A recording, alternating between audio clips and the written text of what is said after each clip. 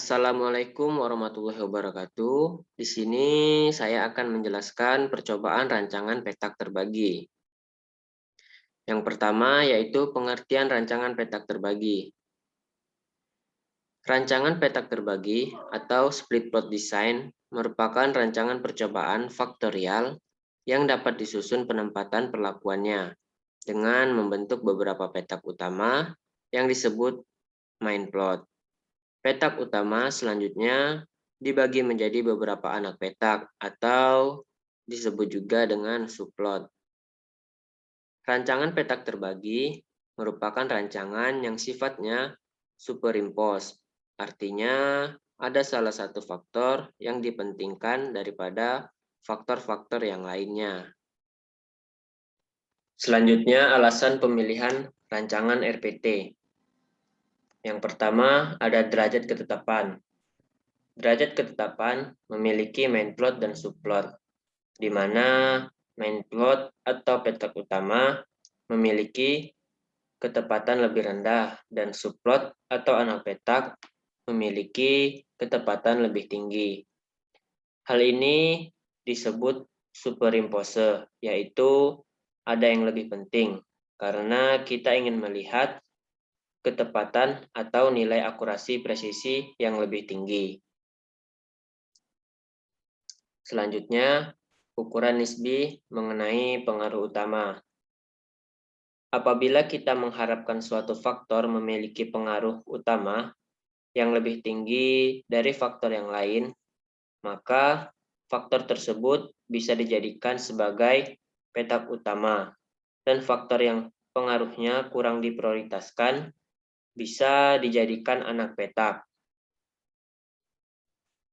Selanjutnya, yaitu praktek pengelolaan. Dalam praktek pengelolaan, pada penelitian yang dilakukan, bisa digunakan menggunakan RPT atau tidak, dan juga dapat menentukan RPT dapat mempermudah penelitian yang akan dilakukan atau tidak. Selanjutnya yaitu kekurangan RPT. Adapun yang pertama yaitu pengaruh utama dari petak utama diduga dengan tingkat ketelitian yang lebih rendah dibandingkan pengaruh interaksi dan pengaruh utama dari anak petaknya. Kemudian untuk analisis lebih kompleks dibandingkan rancangan faktorial, serta saat interpretasi hasil analisisnya tidak mudah seperti pada faktorial pada umumnya. Selanjutnya, pengacakan dan tata letak. Di sini yang pertama yaitu pengacakan dan tata letak RAL atau RAL. Pada percobaan ini, RAL ditujukan pada tata letak dari faktor utamanya. Artinya, petak faktor utama dirancang secara acak lengkap. Kemudian, petak utama ini dibagi atau di-split menjadi plot-plot faktor tambahan yang letaknya diacak dalam petak faktor utama. Di sini ada contoh suatu percobaan faktorial untuk menyelidiki pengaruh pemupukan A sebagai faktor yang kurang dipentingkan atau bisa disebut petak utama yang terdiri dari 3 taraf, yaitu A1, A2, dan A3. Faktor kedua adalah B yang merupakan faktor yang lebih dipentingkan atau bisa disebut sebagai anak petak, berupa varietas yang terdiri dari 2 varietas atau 2 taraf, yaitu B1, B2. Dan percobaan ini diulang sebanyak 3 kali. Nah, di contoh ini terdapat pengaruh pemupukan dengan 3 taraf sebagai petak utama dan varietas dengan 2 taraf sebagai anak petak. Berarti kita akan melihat pengaruh pemupukan pada beberapa taraf varietas tanaman. Di sini dapat dilihat bahwa pemupukan 3 taraf, varietas 2 taraf, kemudian diulang sebanyak 3 kali. Selanjutnya yaitu pengacakan pada petak utama. Langkah ke-1 yaitu bagi area percobaan menjadi R kali A, satuan percobaan, sesuai dengan sesuai dengan taraf faktor A dan banyaknya ulangan. Pada kasus ini dibagi menjadi 3 kali ulangan dan 3 faktor pada pemupukan, yaitu menjadi 9 petak. Selanjutnya langkah kedua, lakukan pengacakan utama secara lengkap. Nah, di sini terdapat 9 petak, kemudian ini dilakukan secara acak. Kemudian jadilah A2, A3, A2, dan A1, dan seterusnya. Selanjutnya, pengacakan pada anak petak. Setelah diacak yang pada petak utama, kemudian digandakan seperti ini pada petak ini. Kemudian untuk langkah ketiganya, bagilah setiap petak utama di atas menjadi B petak, sesuai dengan taraf faktor B. Selanjutnya, lakukan pengacakan anak petak pada setiap petak utama secara terpisah dan bebas. Dengan demikian, terdapat 9 kali proses pengacakan secara terpisah dan bebas. Nah, di sini sudah dilakukan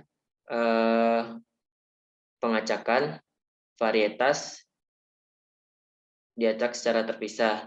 Jadi karena dia cuma 2, kita lihat dari atas dan yang bawah kita acak, yaitu di sini B2, di sini B1, B1 B2, B2 B1, dan seterusnya.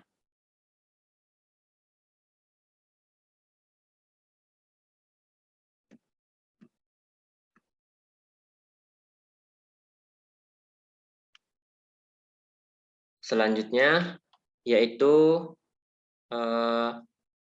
RAK, di mana di sini contoh diambil dari kasus yang sama dari RAL, yaitu misalnya faktor A terdiri dari 3 taraf dan faktor B 2 taraf diulang sebanyak 3 kali. Adapun rancangannya yaitu pemupukan 3 taraf, varietas 2 taraf, kemudian kelompok diulang sebanyak 3 kali. Pengacakan pada petak utama. Untuk langkah ke-1-nya, bagi area percobaan sesuai dengan banyaknya ulangan. Pada kasus ini dibagi menjadi 3 kelompok atau blok. Pembagian kelompok didasarkan pada pertimbangan bahwa keragaman pada setiap kelompok yang sama atau relatif homogen. Langkah kedua, setiap kelompok dibagi menjadi A petak sesuai dengan taraf faktor A. Pada contoh kasus ini, setiap kelompok dibagi menjadi 3 petak, sehingga keseluruhannya terdapat 9 petak.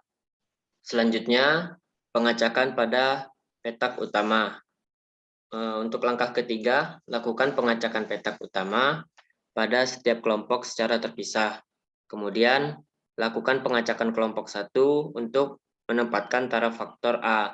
Selanjutnya, lakukan pengacakan kembali untuk kelompok kedua dan ketiga. Dengan demikian, terdapat 3 kali proses pengacakan secara terpisah dan bebas. Nah, di sini kita bagi terlebih dahulu, yang mana main plotnya kita kelompokkan menjadi kelompok 1, kelompok 2, dan kelompok 3. Selanjutnya yaitu pengacakan pada anak petak. Untuk langkah keempat, bagilah setiap petak utama di atas menjadi B petak, sesuai dengan taraf faktor B. Pada kasus ini, setiap petak utama dibagi menjadi 2 petak. Selanjutnya, lakukan pengacakan anak petak pada setiap petak utama secara terpisah. Dengan demikian, terdapat 9 proses pengacakan secara terpisah dan bebas. Nah, di sini sudah dilakukan pengacakan dari setiap petak utama ke anak petak. Jadi dapatlah di sini pengacakan kelompok 1, kelompok 2, dan kelompok 3. Selanjutnya, untuk RAL mode linearnya adalah pengamatan atau parameter Y sama dengan nilai dari rataan umum ditambah pengaruh dari faktor A, kemudian ditambah dari pengaruh faktor B, ditambah pengaruh acak dari petak utama, kemudian ditambah interaksi antara A dan B, kemudian ditambah dari pengaruh galat epsilon. Ini untuk mode linear dari RAL.